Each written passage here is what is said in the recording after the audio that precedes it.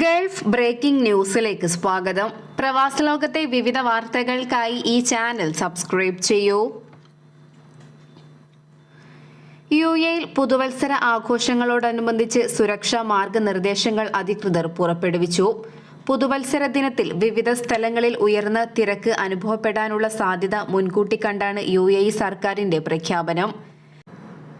Intercontinental Dubai festival സിറ്റിയിൽ നടന്ന വാർത്താ സമ്മേളനത്തിൽ criminal investigation affairs assistant commander in chief major general Khalil Ibrahim al Mansoori, major general Saif Muhair al Mazrouei, operations acting assistant commander in chief, UN security committee chair Mishal Abdul Karim Jufail എന്നിവർ പങ്കെടുത്തു. പൊതുജനങ്ങളുടെ സുരക്ഷ ഉറപ്പാക്കുന്നതിനായി 8530 police ഉദ്യോഗസ്ഥരെ പട്രോളിംഗിനായി നിയോഗിക്കും. 2024 December 31 മുതൽ 2025 ജനുവരി 1 വരെ Dubai metro തുടർച്ചയായി 43 മണിക്കൂർ പ്രവർത്തിക്കുമെന്നും അധികൃതർ അറിയിച്ചു. യുഎഇയിൽ നാളെ മഴ പെയ്യാൻ സാധ്യതയുണ്ടെന്ന് ദേശീയ കാലാവസ്ഥാ കേന്ദ്രത്തിന്റെ അറിയിപ്പ്. കിഴക്കൻ വടക്കൻ പ്രദേശങ്ങളിൽ ഭാഗികമായി മേഘാവൃതമായിരിക്കും. വ്യാഴാഴ്ച രാത്രിയിലും വെള്ളിയാഴ്ച രാവിലെയുമുള്ള ഈർപ്പമുള്ള അന്തരീക്ഷമായിരിക്കും. രാജ്യത്തിന്റെ ചില ഭാഗങ്ങളിൽ ഈർപ്പം 90% വരെ എത്താം. ചില ഉൾപ്രദേശങ്ങളിൽ മൂടൽമഞ്ഞും ഉണ്ടായേക്കാം.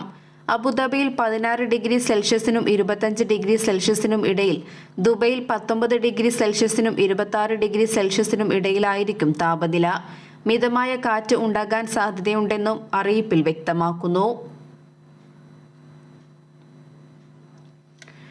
വിസ മാറ്റുന്നതിനുള്ള ഫീസ് നിരക്ക് ബഹ്റൈൻ കുത്തനെ വർദ്ധിപ്പിച്ചു. ആഭ്യന്തര മന്ത്രാലയമാണ് ഇക്കാര്യം അറിയിച്ചത്. 2014 ബന്ധപ്പെട്ട ഉത്തരവിൽ ഭേദഗതി വരുത്തിയാണ് ഫീസ് വർദ്ധിപ്പിച്ചിട്ടുള്ളത്. ഈ മാസം 19 ഒഫീഷ്യൽ ഗസറ്റിൽ ഉത്തരവ് പരസ്യപ്പെടുത്തിയിരിക്കുന്നത്. അന്നു മുതൽ ഉത്തരവ് പ്രാബല്യത്തിലായി എന്ന് അധികൃതർ അറിയിച്ചു. വിസിറ്റ് വിസ വർക്ക് വിസയാക്കി മാറ്റുന്നതിനുള്ള ഫീസ് നേരത്തെ 60 ദിനാറായിരുന്നു. ഇപ്പോൾ 250 ദിനാറാക്കിയാണ് വർദ്ധിപ്പിച്ചത്. സ്പോൺസർ മാറാതെയുള്ള വിസ മാറ്റത്തിനുള്ള ഫീസാണ് വർദ്ധിപ്പിച്ചത്. 400% വർധനവാണ് വരുത്തിയിരിക്കുന്നത്.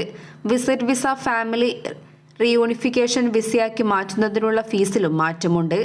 ഫാമിലി റീയൂണിഫിക്കേഷൻ വിസ വർക്ക് വിസയാക്കി മാറ്റുന്നതിനുള്ള ഫീസും പുതുക്കി.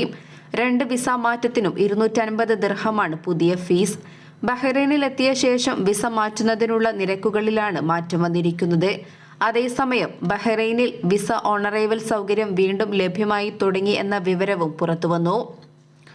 സൗദി അറേബ്യയിലെത്തുന്ന പ്രവാസി കുടുംബങ്ങൾ വിസ പുതുക്കാൻ വേണ്ടി നേരത്തെ ബഹ്റൈനിൽ പോകുമായിരുന്നു. ഇടക്കാലത്ത് ഈ സൗകര്യം നിലച്ചിരുന്നു.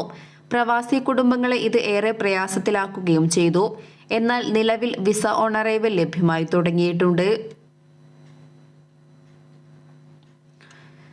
മക്കയിൽ ഉംറ നിർവഹിക്കുന്നവർക്ക് അവരുടെ ലഗേജുകൾ സൂക്ഷിക്കാൻ സൗജന്യ സംവിധാനം ഒരുക്കിക്കൊണ്ട് ഹറം മസ്ജിദ്. മസ്ജിദുൽ ഹറമിന്റെ കിഴക്ക് മക്ക ലൈബ്രറിക്ക് സമീപവും പടിഞ്ഞാറ് ഗേറ്റ് 64 സമീപവുമാണ് സൗജന്യ സംഭരണ സൗകര്യങ്ങൾ ലഭ്യമാക്കുന്നതെന്ന് മസ്ജിദുൽ ഹറമിന്റെ പരിപാലന ചുമതലയുള്ള general authority for the care of the affairs അറിയിച്ചു. അതേസമയം ഈ സൗകര്യങ്ങൾ ലഭിക്കുന്നതിന് ഉംറ നിർവഹിക്കുന്നവർ തങ്ങളുടെ പെർമിറ്റുകൾ നുസുക് ആപ്പ് വഴി ഹാജരാക്കണമെന്ന് സൗദി പ്രസ് ഏജൻസി റിപ്പോർട്ട് ചെയ്തു. ഉംറ നിർവഹിക്കുന്നവർക്ക് 7 കിലോഗ്രാം വരെ ഭാരമുള്ള ബാഗുകൾ പരമാവധി 4 മണിക്കൂർ വരെ ഇവിടെ സൂക്ഷിക്കാം. എന്നാൽ വിലപിടിപ്പുള്ള വസ്തുക്കൾ, നിരോധിത വസ്തുക്കൾ, ഭക്ഷണം, മരുന്ന് എന്നിവ അനുവദനീയമല്ല. ഇവ സൂക്ഷിക്കുമ്പോൾ റെസിപ്റ്റ് ലഭിക്കും. തിരിച്ചു കിട്ടാൻ ഈ claim ticket ഹാജരാക്കണം.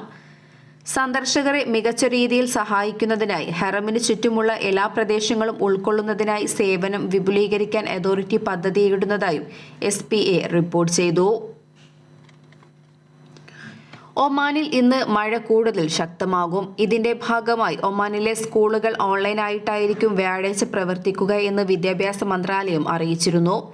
Muscat ഗവർണറേറ്റിലെ Seeb Vilayath, തെക്കൻ ബാത്തിന ഗവർണറേറ്റിലെ ബർക്ക എന്നിവിടങ്ങളിലെയും മുസന്ന വിലായത്തുകളിലും മുസന്നം വടക്കൻ ബാത്തിന ഗവർണറേറ്റിലെ ഖാബൂറ, സുവൈക്ക് വിലായത്തുകളിലുമുള്ള സ്കൂളുകൾക്കായിരിക്കും ഓൺലൈനായി പ്രവർത്തിക്കാൻ അനുമതിയുള്ളത്.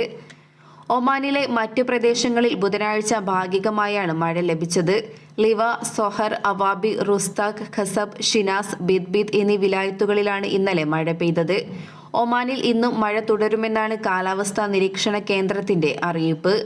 ഇതിനു പുറമെ കാറ്റ് വീശുമെന്നും കാലാവസ്ഥാ നിരീക്ഷണ കേന്ദ്രം വ്യക്തമാക്കി. കടലിൽ തിരമാലകൾ ഉയരാൻ സാധ്യതയുള്ളതിനാൽ തീരപ്രദേശത്തുള്ളവർ ജാഗ്രത പാലിക്കണമെന്ന നിർദ്ദേശവും നൽകിയിട്ടുണ്ട്. UAEയിലെ സ്വകാര്യ മേഖലാ കമ്പനികൾ 2024 എമിറേറ്റൈസേഷൻ ലക്ഷ്യങ്ങൾ ഡിസംബർ 31 കൈവരിക്കണമെന്ന് ഓർമ്മിപ്പിച്ചുകൊണ്ട് മാനവ വിഭവശേഷി എമിറേറ്റൈസേഷൻ മന്ത്രാലയം 50 അതിൽ കൂടുതലോ ജീവനക്കാരുള്ള കമ്പനികൾക്ക് ഈ ലക്ഷ്യങ്ങൾ ബാധകമാണെന്ന് മന്ത്രാലയം അറിയിച്ചു. ഈ വർഷാവസാനത്തോടെ വിദഗ്ധ തസ്തികകളിൽ സ്വദേശിവൽക്കരണ നിരക്ക് 2% വർദ്ധിപ്പിക്കണമെന്നതാണ് വ്യവസ്ഥ. 20 മുതൽ 49 വരെ ജീവനക്കാരുള്ള ചില നിർദ്ദിഷ്ട കമ്പനികൾക്കും ഇതേ സമയപരിധി ബാധകമാണ്. പ്രത്യേകിച്ച് തൊഴിലവസരങ്ങളും അനുയോജ്യമായ തൊഴിൽ അന്തരീക്ഷവും പ്രദാനം ചെയ്യാനുള്ള ശേഷിയുള്ള അതിവേഗം വളരുന്ന സാമ്പത്തിക മേഖലകളിൽ പ്രവർത്തിക്കുന്ന കമ്പനികൾക്ക്. ഈ സ്ഥാപനങ്ങൾ 2024 ജനുവരി 1 മുമ്പ് ഒരു എമിറാത്തിയെങ്കിലും ജോലിക്കെടുക്കുകയും നിലവിൽ ജോലി ചെയ്യുന്ന സ്വദേശികളെ നിലനിർത്തുകയും വേണം. ലക്ഷ്യങ്ങൾ കൈവരിക്കുന്നതിനായി വ്യാജ എമിറേറ്റൈസേഷൻ ഉൾപ്പെടെയുള്ള വഞ്ചനാപരമായ നടപടികൾ സ്വീകരിക്കുന്ന കമ്പനികളെ നിരീക്ഷിക്കാൻ ശക്തമായ സംവിധാനം ഒരുക്കിയതായും മന്ത്രാലയം വ്യക്തമാക്കി. മന്ത്രാലയത്തിന്റെ എസ്റ്റാബ്ലിഷ്മെന്റ് ക്ലാസിഫിക്കേഷൻ സിസ്റ്റത്തിൽ തരം താഴ്ത്തുക, അവരുടെ സാഹചര്യങ്ങൾ ശരിയാക്കാൻ ആവശ്യപ്പെടുക, അവരുടെ കേസുകൾ യോഗ്യതയുള്ള കോടതിയിലേക്ക് റെഫർ ചെയ്യുക എന്നിവ ഉൾപ്പെടെ ലംഘിക്കുന്ന കമ്പനികൾക്കെതിരെ നിയമ നടപടികൾ സ്വീകരിക്കും. കൂടാതെ എമിറേറ്റൈസേഷൻ ലക്ഷ്യങ്ങൾക്ക് അനുസൃതമായി നിയമിക്കാത്ത ഓരോ എമിറാത്തി പൗരന്മാർക്കും 96,000 ദിർഹം എന്ന തോതിൽ അനുസരിക്കാത്ത കമ്പനികൾക്ക് സാമ്പത്തിക പിഴ ചുമത്തുമെന്നും മന്ത്രാലയം കൂട്ടിച്ചേർത്തു. തൊഴിൽ തേടുന്ന എമിറാത്തി പൗരന്മാരോട് തൊഴിൽ വാഗ്ദാനങ്ങളുടെ നിയമസാധുത പരിശോധിക്കാനും വഞ്ചനാപരമായ പ്രവർത്തനങ്ങളിലോ വ്യാജ എമിറേറ്റൈസേഷനിലോ ഏർപ്പെടുന്നത് ഒഴിവാക്കാനും അതോറിറ്റി അഭ്യർത്ഥിച്ചു.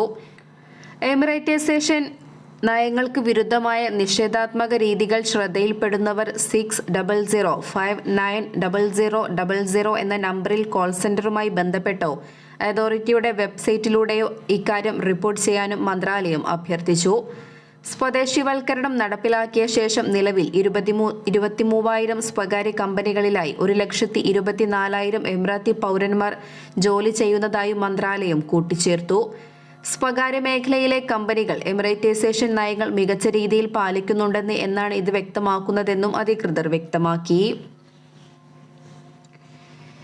ഇതോടെ ഇന്നത്തെ വാർത്തകൾ അവസാനിക്കുന്നു. പുതിയ വാർത്തകളുമായി വീണ്ടും കാണുന്നതുവരെ നന്ദി, നമസ്കാരം.